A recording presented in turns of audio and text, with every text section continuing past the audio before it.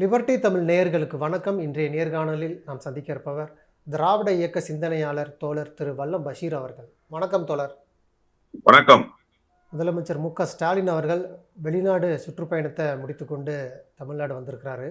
பல்வேறு முதலீடுகள், அதாவது 15,516 கோடி முதலீடுகள், 17,813 வேலை வாய்ப்புகள் உள்ளிட்ட பல்வேறு விஷயங்களை சொல்கிறாரு. குறிப்பாக அந்த என்னுடைய வெளிநாட்டு பயணத்தை பொறுக்க முடியாமல் சிலர் புலம்புறதை நீங்கள் கேட்டுக்கிட்டு இருப்பீங்கன்னு சொல்லி விமர்சனங்களுக்கு பதிலடி கொடுக்குறாரு. முதலீட்டாளர்கள் இது இதோடு நிற்காது, ஒசூரிலையும் தூத்துக்குடியிலையும் ஒரு முதலீட்டாளர்கள் மாநாடு நாங்கள் கூடிய விரைவில் நடத்துவோம் அப்படிங்கிறார். அவருடைய அந்த வெளிநாட்டு பயணமும் எதிர்க்கட்சிகளுடைய அந்த விமர்சனமும் நீங்கள் எப்படி பார்க்குறீங்க? இதுவரை தமிழ்நாட்டு முதலமைச்சர்கள் எவரும் செய்ய முடியாத சாதனைகளை, வெளிநாட்டு முதலீடுகளை ஈர்த்து வந்து தமிழ்நாட்டினுடைய தொழில்துறையை மேம்படுத்தியதன் மூலமாக முன்மாதிரி முதலமைச்சர் என்கிற பெருமையை தொழில்துறையில் மேற்கொண்டிருக்கிறார் முதலமைச்சர் என்பதுதான் பிரதானமான செய்தி. அதிலே குறிப்பாக இந்த முதலமைச்சர் தான் அதிகமான வெளிநாடு பயணங்கள் சென்று முதலீடுகளை ஈர்த்து வந்த முதலமைச்சர். இதற்கு முன்பு இருந்த எந்த முதலமைச்சரும் அப்படி முதலீடுகளை ஈர்த்து வந்ததில்லை. அதிலும் முதலமைச்சரினுடைய பயணம் என்பது முதலீடுகளை ஈர்ப்பதற்கு என்று சொன்னாலுமே கூட பல்வேறு விமர்சனங்கள், பல்வேறு காழ்ப்புணர்ச்சி மிகுதியால் வெளிப்படுத்தக்கூடிய கருத்துக்கள் முதலமைச்சரினுடைய பயணத்தின் போது அமைவதை ஒவ்வொரு முறையும் பார்க்கிறோம். உதாரணமாக சொல்ல வேண்டும் என்று சொன்னால், அண்ணாமலை பாரதிய ஜனதா கட்சியினுடைய தலைவராக இருந்த பொழுது என்ன சொல்லி முதல்வரினுடைய வெளிநாட்டு பயணத்தை கொச்சைப்படுத்தினார் என்று சொன்னால், விமானத்தில் பணப்பைகளை, பண மூட்டைகளை தூக்கி கொண்டு போகிறார்கள், அங்கே சென்று முதலீடுகளில் ஈடுபடுகிறார்கள், அதற்கான ஆவணங்கள் எல்லாம் எங்களிடத்திலே இருக்கிறது என்று கடந்த காலத்தில் பேசினார். இப்ப சிவில் ஏவியேஷன் மினிஸ்ட்ரின்னு ஒரு விமான போக்குவரத்து துறைக்கு அமைச்சகம் இருக்கு. அந்த அமைச்சகம் யாருடைய கட்டுப்பாட்டில் இயங்குகிற அமைச்சகம்? அது ஏன் பணம் எடுத்து செல்வதற்கு அனுமதித்தது என்கிற கேள்வியெல்லாம் நெடுங்காலமாக கேட்டு அதன் மூலமாக அண்ணாமலை அம்பலப்பட்டு போனார். ஆனால் விமான நிலையத்தினுடைய வாயிலில் வந்து நின்ற மாத்திரத்தில் தமிழ்நாட்டினுடைய முதலமைச்சர் எத்தனை கோடி முதலீடுகளை ஈர்த்திருக்கிறோம் என்கிற தகவலை இந்த நாட்டு மக்களுக்கு வெளிப்படைத்தன்மையோடு சொன்னார்.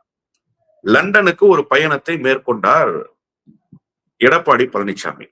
அதன் வழியாக யுனைடெட் அரபு எமிரேட்ஸ் என்று சொல்லப்படுகிற அமீரகத்துக்கு வந்தார். என்ன முதலீடுகளை அவர் ஈர்த்தார்? அதன் மூலமாக தமிழ்நாட்டுக்கு விளைந்த நன்மை என்ன? இதை வெளிப்படைத்தன்மையோடு எடப்பாடி பழனிசாமி கடந்த காலத்தில் அறிவித்தாரா என்று கேட்டால் நிச்சயமாக இல்லை. முதலமைச்சரினுடைய சிங்கப்பூர் பயணமாக இருக்கட்டும், அமீரகத்திற்கு இதற்கு முன்பு முதலமைச்சர் அவர்கள் மேற்கொண்ட பயணமாக இருக்கட்டும், இப்போது ஜெர்மனி போன்ற ஐரோப்பா நாடுகளுக்கு மேற்கொண்டிருக்கிற இந்த பயணமாக இருக்கட்டும், எத்தனை கோடி முதலீடுகள், எந்தெந்த நிறுவனங்கள் முதலீடு செய்கின்றன, என்னென்ன புரிந்துணர்வு ஒப்பந்தங்கள் கையெழுத்தாகி இருக்கிறது என்கிற தகவலை எல்லாம் இந்த நாட்டு மக்களுக்கு பந்தி வைத்ததன் மூலமாக ஒரு உண்மைத்தன்மையை, வெளிப்படைத்தன்மையை இந்த அரசு கட்டி காத்திருக்கிறது என்கிற அந்த இடத்தில் வந்து இந்த முதலமைச்சர் நிற்கிறார். ஏறக்குறைய இதுவரை 78,000 புதிய வேலை வாய்ப்புகளை இந்த வெளிநாட்டு நிறுவனங்களினுடைய வருகையின் மூலமாக உருவாக்கிய முதலமைச்சர் என்கிற பெருமை அவருக்குத்தான் உண்டு. இப்போது நீங்கள் குறிப்பிட்டதை போல சுமார் 17,000 கோடி ரூபாய்க்கு முதலீடுகள் ஈர்க்கப்பட்டிருக்கின்றன. இது துவக்க புள்ளிதான். நீங்க என்ன மொத்தமாவே 17,000 கோடி தானான்னு நினைச்சிடக்கூடாது. அதாவது இந்த நிறுவனங்களினுடைய முதலீடுகளை பொறுத்தவரையில் முதற்கட்டமாக இந்த ஒப்பந்தங்கள் கையெழுத்தாகி இருக்கின்றன. இனி அடுத்தடுத்த கட்டங்களுக்கு இது நகருகிற போது நிச்சயமாக வெளிநாட்டு முதலீடுகள் தமிழ்நாட்டுக்குள் சுமார் 1,00,000 கோடி ரூபாயை தொடும் என்கிற அந்த எதிர்பார்ப்பு எல்லோரிடத்திலும் இருக்கிறது. ஒரு புதிய நம்பிக்கை பிறந்திருக்கிறது. இதன் மூலமாக தமிழ்நாடு என்பது உலக நாடுகளினுடைய பார்வையில் முதல் இடத்தில் இருக்கிற மாநிலம் இந்தியாவிலே. இதுவரைக்கும் தொழில்துறையில் இப்படி ஒரு இடம் தமிழ்நாட்டுக்கு கிடைத்ததில்லை. நீங்க தொழில் தொடங்கணும்னா பூனே. முதல்வர் அதைக்கும் பதில் கொடுக்கிறார். அதாவது இந்தியாவுடைய ஒன்றிய அரசுடைய துணை இல்லாமல் தமிழ்நாடு முன்னோக்கி போகுது. முதலீட்டாளர்கள் இது இதோடு நிற்காது, ஒசூரிலையும் தூத்துக்குடியிலையும் ஒரு முதலீட்டாளர்கள் மாநாடு நாங்க கூடிய விரைவில் நடத்துவோம் அப்படிங்கிறார். அதுல ரொம்ப குறிப்பா என்ன ஒரு விஷயம் பேச வேண்டி இருக்குன்னு சொன்னா, ஒன்றிய அரசினுடைய ஒத்துழைப்பு இல்லை என்பது ஒரு புறத்துல இருக்கட்டும், இன்னொரு புறத்துல மிக முக்கியமான செய்தி, இந்த அரசு பொறுப்பேற்றதற்கு பிறகு தொழில்துறையின் மீது கவனம் செலுத்திய இந்த அரசு தொழில் மேம்பாட்டுக்கு என்னென்ன செய்திருக்கிறது, எந்தெந்த நிறுவனங்கள் புதிதாக துவங்கப்பட்டிருக்கின்றன என்று நீங்கள் ஒரு பட்டியலிடுவீர்களே ஆனால் இந்திய துணை கண்டத்தில் தொழில்துறையில் கூடுதல் அக்கறை செலுத்திய மாநிலம் என்று நீங்கள் பட்டியலிட்டால் அதில் முதலிடம் தமிழ்நாட்டுக்கு தான். இதை யாரு நான் சொல்லல. 2023 2024 ஆண்டு தொழில் முனைவோர்களினுடைய கூட்டமைப்பினுடைய மாநாட்டில் தமிழ்நாடு தொழில் துவங்குவதற்கு உகந்த மாநிலமாக திகழ்கிறது என்கிற 5 ஸ்டார் அந்தஸ்து, 5 நட்சத்திர அந்தஸ்து தமிழ்நாட்டுக்கு தரப்பட்டிருக்கிறது. அப்போ நான் குறிப்பிட்டதை போல நீங்க மும்பை மாநகருக்கு படையெடுத்து வந்த தொழில் முதலீட்டாளர்கள், டெல்லி போன்ற பெருநகரங்களுக்கு வந்த முதலீட்டாளர்கள், குறிப்பாக இண்டஸ்ட்ரியலிஸ்டினுடைய கவனம் எங்க இருக்கும்னு கேட்டீங்கன்னா பூனே போன்ற இடங்களுக்கு தான் முதல் இடத்தை, முதல் பிரையாரிட்டியை, ஃபர்ஸ்ட் பிரையாரிட்டின்னு சொல்றாங்களா, அந்த முக்கியத்துவத்தை தரக்கூடிய ஒரு சூழல் என்பது அமைந்திருந்தது. ஆனால் இன்றைக்கு அதை எல்லாம் வீழ்த்தி தமிழ்நாடு இந்த இடத்துக்கு வந்து சேர்ந்திருக்கிறது என்கிற பெருமையை நம்முடைய முதலமைச்சர் பெற்று தந்திருக்கிறார். நான் குறிப்பிட்டதை போல ஏறக்குறைய 74,000 வேலை வாய்ப்புகள் உருவாக்கப்பட்டிருக்கு. ஒன்றும் சாதாரண விஷயம் இல்லை. 74,000 வேலை. அதுல முதலமைச்சரினுடைய அந்த டைமென்ஷன் ரொம்ப முக்கியம்னு நான் பாக்குறேன். என்னன்னா, வெறுமனே சென்னை என்று இல்லாமல், சென்னையை மையப்படுத்திய அந்த வளர்ச்சி என்று இல்லாமல் ஓசூரை நோக்கி, அதே போன்று தென் மாவட்டமாக இருக்கக்கூடிய திருநெல்வேலி தூத்துக்குடியை நோக்கி இந்த வளர்ச்சியை பிரித்து கொடுத்ததன் மூலமாக ஒட்டுமொத்த தமிழ்நாட்டையும் வளர்ச்சி பாதைக்கு இந்த வெளிநாட்டினுடைய முதலீட்டுகளின் மூலமாக, அந்நிய முதலீட்டின் மூலமாக வளர்ச்சி பாதைக்கு இட்டு சென்றிருக்கிறார் என்பதுதான் இப்போது இருக்கக்கூடிய மகிழ்ச்சிக்குரிய செய்தி. உண்மையிலேயே வரலாற்றில் மு.க.ஸ்டாலின் என்கிற பெயர் தொழில்துறையில் புதிய உச்சத்தை தொட்டிருக்கிறது என்பதுதான் யதார்த்தமான உண்மை. ஒருபுறம் முதலமைச்சர் மு.க.ஸ்டாலின் அவர்கள் வெளிநாடு முதலீடு, எதிர்க்கட்சிகளுக்கு பதிலடி கொடுக்குறாரு. இன்னொரு புறத்தில் அதிமுக ஏற்கனவே பல்வேறு சிக்கல்கள் இருக்குது. செங்கோட்டையனுடைய அந்த போர்க்கொடி இருந்தாலும் எடப்பாடி பழனிசாமி சொல்கிறாரு, வரக்கூடிய தேர்தலில் அதிமுக பாஜக கூட்டணி 210 இடங்களில் கண்டிப்பாக வெற்றி பெறும் அப்படிங்கிறாரு. திமுகவுக்கு தாவேக்காக்கெல்லாம் போட்டின்னு சொல்கிறாங்க. அதெல்லாம் கிடையாது, திமுகவுக்கும் அதிமுகவுக்கும் தான் போட்டி அப்படின்னு ரொம்ப உறுதியாக சொல்கிறாரு. அவருடைய அந்த கருத்தை எப்படி பார்க்குறீங்க? இல்ல, அதாவது அந்த நம்பிக்கை என்பது தமிழ்நாட்டினுடைய அரசியலை கடந்த அரை நூற்றாண்டு காலமாக பார்ப்பவர்களுக்கு யதார்த்தமாக தெரியும்.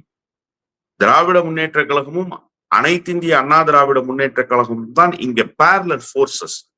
வேற பேரலல் போர்ஸ் இங்க உருவாகல. ஒண்ணு இந்த கட்சியின் மீது இருக்கிற அதிருப்தி அந்த கட்சிக்கு சாதகமாக முடியும், அந்த கட்சியின் மீது இருக்கிற அதிருப்தி இந்த கட்சிக்கு சாதகமாக முடியும். இப்படிதான் இந்த மக்களினுடைய மனநிலை என்பது இருந்திருக்கிறது.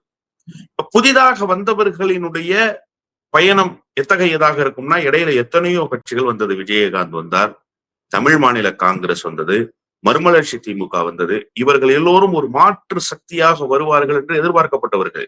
ஆனால் மாற்று சக்தியாக வர முடிந்ததா? இல்லை. அப்போ அரசியலினுடைய தொடர் பயணம் எத்தகையதாக அமைந்திருக்கிறது என்று நீங்கள் பார்க்கிற போது அது அதிமுக திமுக என்ற 2 கட்சிகளுக்குள் தான் அமைந்திருக்கு. இப்ப ஏன் திடீரென இந்த சந்தேகம் வருது?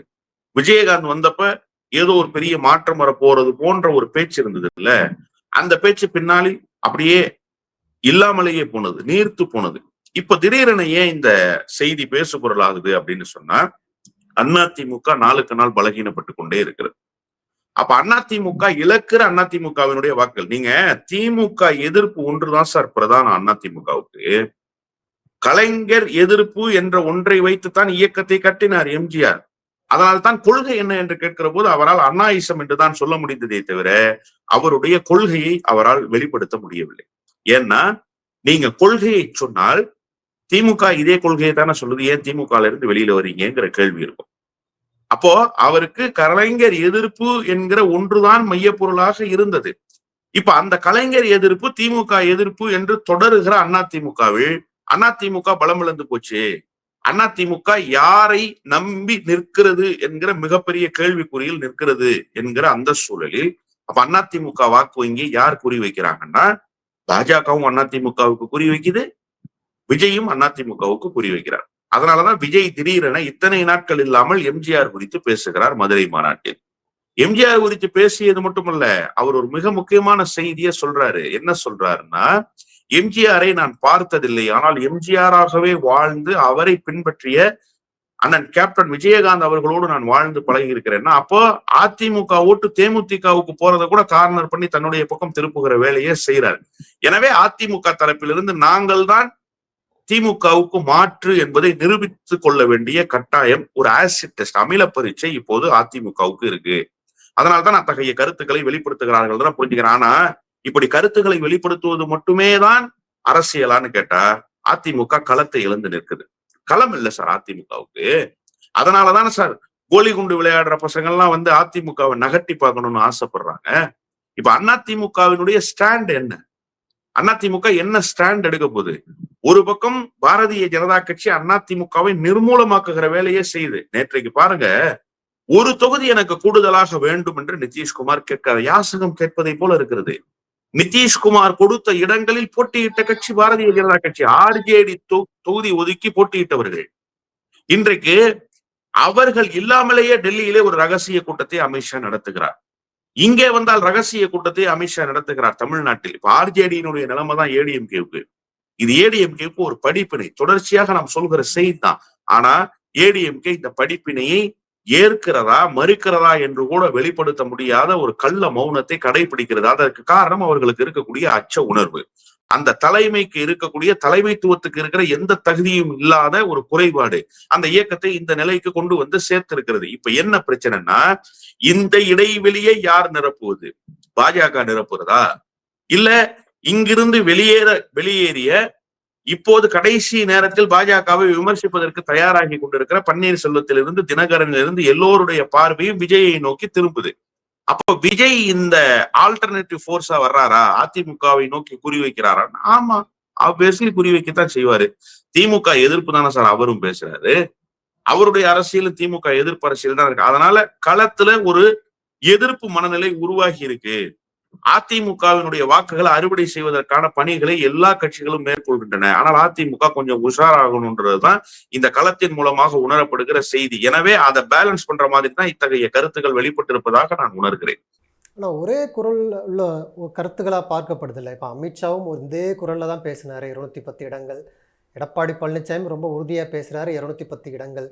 இந்த இடத்துல தான் இப்ப ப. சிதம்பரம் போன்ற முக்கிய தலைவர்கள் ஒரு ஒரு கேள்வி எழுப்புறாங்க. இந்த வட மாநிலங்களில் போல தமிழ்நாட்டிலும் வாக்கு திருட்டில் ஈடுபட வாய்ப்பு இருக்குது, ரொம்ப கவனமாக இருங்க அப்படின்னு சொல்கிறாங்க. இதுக்கும் அதுக்கும் எதுவும் சம்பந்தம் இருக்குமான்னு சொல்லிலாம் ஒரு சமூக வலைதளங்களில் பேசுறது கூட நம்ம பார்க்குறோம்ல. அதாவது இந்த எஸ்ஐஆர் விவகாரத்துல அதிமுகவினுடைய ஸ்டாண்ட் என்ன? இப்போ ப. சிதம்பரம் குறித்து நீங்க சொன்னதுனால நான் ஒரு செய்தி சொல்றேன். ப. சிதம்பரம் 6 லட்சம் பீகாரிகள் வந்து வாக்காளர்களாக சேர்ந்தாங்கன்னு சொன்னார்ல. இது காங்கிரஸ் வாக்கு வங்கியை பாதிக்கும்னு அவர் பேசினதா, திமுக வாக்கு வங்கியை பாதிக்கும்னு பேசினதா, இல்ல அவருக்கு ஏதாவது ஒரு ஸ்டாண்ட் அதுல பர்சனலா இருக்கா? இல்ல. குறிப்பாக ஒன்றிய அமைச்சராக இருந்து தேசிய அரசியலில் மைய நீரோட்டத்தில் நின்றவர் ப. சிதம்பரம். அவரே ஒரு அச்ச உணர்வை வெளிப்படுத்துறாரு.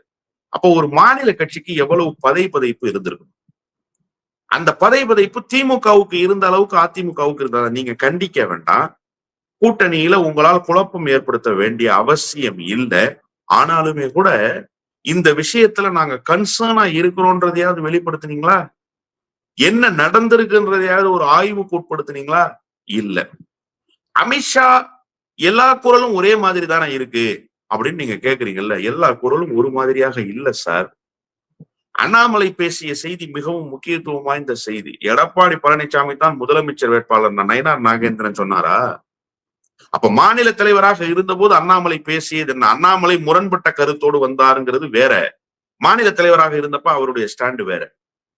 இன்னைக்கு மாநில தலைவராக நயினார் நாகேந்திரன் வந்ததற்கு பிறகு அதிமுகவிலிருந்து ஒருவர்னு அமித்ஷா பேசிய கருத்தை அவரும் வழிமொழிந்து பேசுறாரு. அவர் அதையே பத்திரிகையாளர்களிடத்துல சொல்றாரு. அப்ப அதிமுகவிலிருந்து ஒருவர்னா யாரு? இன்றைக்கு சண்டமாருதம் செய்வதை போல ஒரு தோற்றத்தை உருவாக்குகிற செங்கோடையனா? இல்ல டிடிவி தினகரனா? அவரும் அதிமுகவிலிருந்து வந்தவர் தான். நயினார் நாகேந்திரன் அதிமுகவிலிருந்து வந்தவர் தான். அவரு தான் முதலமைச்சர் வேட்பாளரா? யாரு அந்த வேட்பாளர்? ஏன் எடப்பாடி பழனிசாமி தான் உங்களால சொல்ல முடியல? ஏன் நீங்க சொல்லல? அதுல என்ன தடுமாற்றம் திடீரென வந்ததற்கு காரணம் என்ன? இப்ப இன்னைக்கு ஒரு சார்ஜ் வைக்கிறாரு. இந்த கூட்டணியில் ஓ பன்னீர்செல்வத்தை விட ராஜ விசுவாசத்தை வெளிப்படுத்தியவர் யாரு? தினகரன். என்ன சொன்னாரு?